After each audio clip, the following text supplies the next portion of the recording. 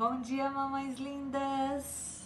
Vou me apresentar rapidinho para quem ainda não me conhece. Meu nome é Paula Lorena, criadora do Instagram Baby Embody, e esse aqui é o Isaac, meu baby. E hoje nós vamos falar sobre ováce em bebês.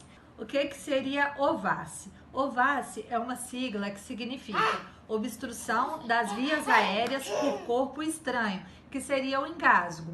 Algumas mamães já passaram por essa situação e sabem como isso é muito assustador. Então eu quero falar um pouquinho dessas técnicas com vocês.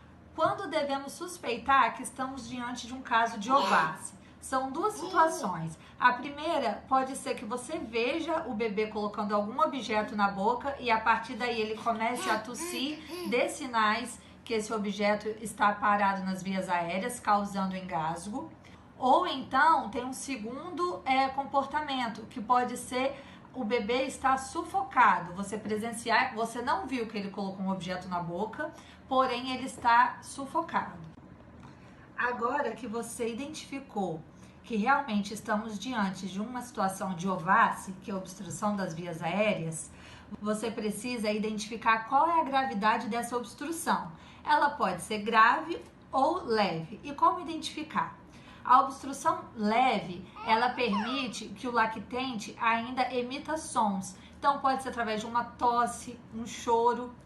Já na obstrução grave, que é quando as vias aéreas bloqueadas, ela não consegue emitir nenhum som, ela não consegue chorar, ela não consegue tossir, porque as vias aéreas estão obstruídas. Importante você saber classificar a gravidade dessa obstrução para você informar ao serviço de socorro. Por telefone você vai informar se a sua criança está tossindo, os sinais que ela apresenta, se ela chora, se esse choro tem som. Então isso tudo é importante.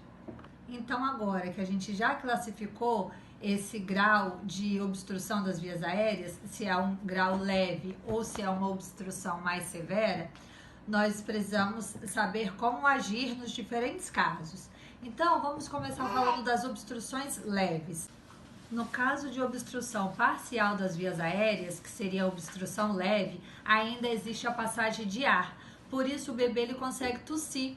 E é importantíssimo que essa tosse seja estimulada, deixe ele tossir. E sempre atento à cavidade oral para ver se o objeto que ele engoliu não vai ficar aqui na cavidade, para você poder retirar. Você vai fazer esse movimento de pinça com os dedos e retirar o objeto. Neste momento, você tem que estar totalmente atenta para que o bebê não evolua para um caso de obstrução total.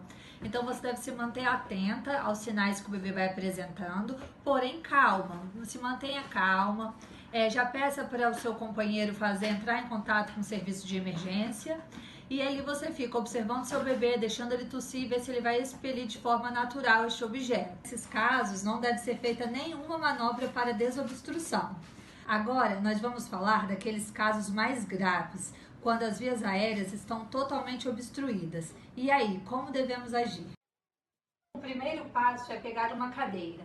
Depois que estiver sentado, você vai posicionar o ventre do bebê no seu antebraço. Então, vou passar aqui entre as pernas do bebê, posicionar o meu antebraço no ventre. As minhas mãos, elas vão ficar aqui, ó, em volta da boquinha do bebê, de forma que eu não fique obstruindo os lábios, a boquinha, porque se ele tiver que expelir o objeto, então não vai ter nenhum impedimento. Então, meus dedos aqui em volta da boquinha do bebê. E agora eu vou posicionar a cabeça de forma que ela fique mais inclinada que o tronco. Apoio aqui na minha perna, na minha coxa, assim o bebê não tem risco de cair. Posiciono as minhas mãos dessa forma e eu vou bater a parte inferior, aqui que a gente chama de calcanhar da mão, nas costas do bebê. Aonde nas costas? Vou mostrar, seria entre as escápulas, aqui nessa região. Aqui estão as escápulas, no meio das escápulas. Então, o bebê levemente inclinado, posiciono a minha mão. Quantos golpes são necessários? São 5. Então, vamos lá, 5 golpes. 1, 2, 3, 4, 5. Vou virar o bebê posicionando a cabeça na palma da minha mão.